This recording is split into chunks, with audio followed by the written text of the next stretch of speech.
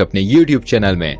दोस्तों आज मैं आपको बताने वाला हूँ हमारी वीडियो में शादी से जुड़ी दुनिया के इन 10 देशों की अजीबोगरीब रीति रिवाज जिसे देखकर आप चौंकने वाले हैं। लेकिन इसके लिए आपको हमारे संग वीडियो के एंड तक बना रहना होगा, तो रहना जरूर, जाना मत कहीं। बस दोस्तों आपने अपनी शादी या परिवार में किसी की भी शादी के दौरान होने वाली अजीबोगरीब रीति रिवाज को तो देखा ही होगा। तो आइए जानते हैं दुनिया के 10 देशों के अजीबोगरीब रीति रिवाज जो कि शादी से जुड़े हुए हैं। लेकिन इससे पहले कि हम वीडियो में आगे बढ़े, प्लीज हमारे चैनल को सब्सक्राइब कर दीजिए और संग में लगे टुनटुने को दबा दीजिए।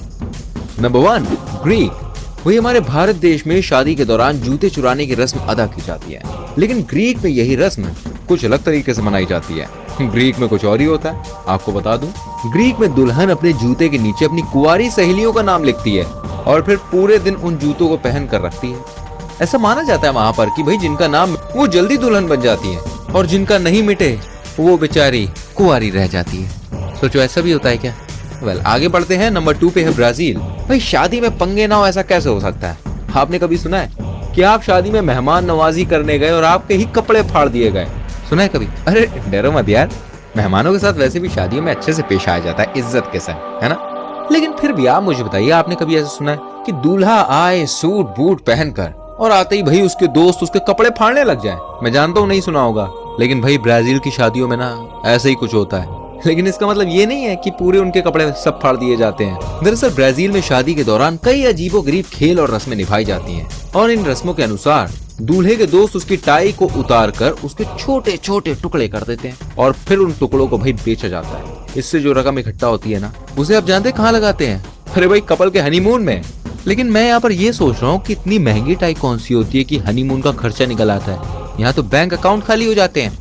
अगर आपकी शादी हो गई होगी तो आप समझ सकते हैं, नहीं समझे तो कोई बात नहीं, आगे बढ़ते हैं। Number 3, Italy. भाई हमारे देश में शादियों के लिए मुहूर्त के हिसाब से सारे दिन होते हैं और हमारे यहाँ शादी का सारा काम पंडित जी देखते हैं मुहूर्त के हिसाब से।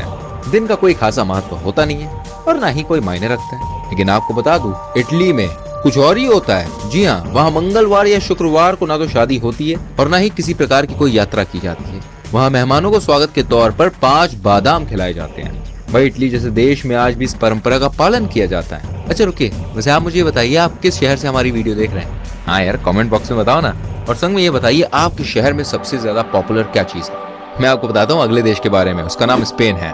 भाई शादियों में अक्सर देखा जाता है कि शादियों में आशीर्वाद के रूप में अक्षत फेंका जाता है, जो सौभाग्य का प्रतीक होता है। अच्छा, अपने यहाँ शादी में आपने देखा होगा कि नए जोड़े के ऊपर चावल फेंके जाते हैं। हाँ देखा है ना? हाँ जी हाँ जी। और इसी तरह देखिए स्पेन में शादियों में नए जोड़े पर चावल फेंकने का रिवाज होता है।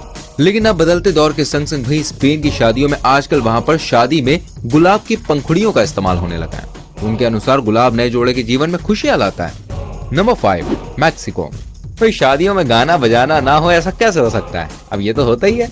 अगर ऐसा ना हो तो यार मजा एकदम फीका हो जाता है। और भी कई शादियों में शराब का होना महत्वपूर्ण माना जाता है। बगैर शराब की शादी कोई शादी होती है? लेकिन क्या आपने कभी सुना है कि अपनी शादी में भाई दूल्हे को भी शराब पीनी पड़े?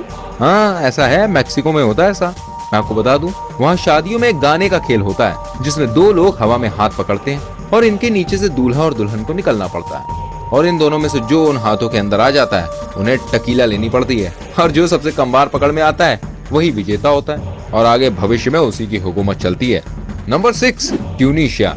दोस्तों मैं आपको बता दूं, ट्यूनीशिया में होने वाली शादी के समारोह में बड़ी अजीबोगरीब रस्में निभाई जाती हैं। भाई एक रिवाज में दुल्हन को स्टीम बाथ दी जाती है। रस्में शुरू होने से पहले दूल्हा दुल्हन को 1 कप में से दूध भी पीना होता है। यहाँ शादी का समारोह भाई 7 दिन तक चलता है और शादी के दौरान दूल्हा दुल्हन को पीते पीते डांस करना होता है और गिरने पर उन्हें जुर्माना भी भरना पड़ता है। यहाँ ऐसी मान्यता है कि ऐसा करने से दूल्हा दुल्हन के जो बीच प्यार होता है ना, वो बढ़ता है और इस शादी में दुल्हन के हाथों और पैरों पर मेहंदी और गुलाब जल लगाया जाता है। Number 7, Korea. भाई वैसे तो कोरिया का नाम सुनते ही खतरनाक मिसाइलें जहन में आने लग जाती है ना? कोरिया भाई दुनिया भर में अपनी क्रूरता के लिए विख्यात है। जितना विचित्र कोरिया है उतनी ही विचित्र कोरिया की परंपराएं और रीति रिवाज है। आपको मैं बताना चाहूंगा, कोरिया में बिना माता पिता की इजाजत के शादी करना अपराध माना जाता है और ऐसा भाई किसी ने कर लिया तो उस परिवार और उसके सभी अधिकारों से उसे वंचित कर दिया जाता है। वहाँ आज भी नए जोड़े को अपने माता पिता के सामने झुकना पड़ता है और वो गोलियां और बेर एक्सचेंज करते हैं।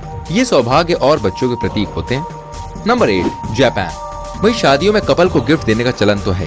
दुनिया भर में होने वाली शादियों में लोग अक्सर शादीशुदा जोड़ों को आशीर्वाद के आतुर पर भेंट या उपहार देते हैं। आप सोच रहे होंगे भला इसमें कौन सी नई बात है, तो भाई मैं आपको बता दूं, आपने देखा होगा शादी में दूल्हा और दुल्हन को आशीर्वाद के तौर पर पैसे दिए जाते हैं, लेकिन ये जरूरी नहीं है कि जो जितना खास हो वो उतने ही ज्यादा पैसे दे। मैं आपको बता दूं, जापान में होने वाली शादियों में कुछ ऐसा ही होता है। यहाँ होने वाली शादियों में सभी मेहमान नए जोड़े के लिए तोहफे के रूप में कैश लेकर आते हैं। अब रकम इस पर निर्भर करती है कि आप जोड़े के भाई कितने करीब है, और जो जोड़े के ज्यादा करीब होता है वो उतनी ज्यादा रकम देगा। ये चलन अपने यहाँ है, लेकिन जापान में ऐसा कुछ नहीं है। चलिए अब बात करते हैं फ्रांस के बारे में। भाई फ्रांस में होने वाली शादी की इस अजीब रस्म को जानकर आपके होश उड़ जाएंगे। आमतौर पर शादी में खाने पीने का चलन तो होता ही है, लेकिन फ्रांस की शादी की बात ही कुछ और है। आपको बता दूं, फ्रांस की शादियां भाई 5 घंटों तक डिनर चलता है, और हर मेहमान के साथ उन्हें थोड़ा थोड़ा खाना लेना ही पड़ता है। फिर उन्हें जबरदस्ती पिलाई जाती है, और जब वो अपना होश खोकर सो जाते हैं तो फिर उनके सामने कार का जोर जोर से हॉर्न बजाया जाता है। यार ये तो बड़ी नाइंसाफी हो गई। अच्छा हुआ यहाँ ऐसा नहीं होता है। वैसे आप मुझे बताइए, मैंने आपको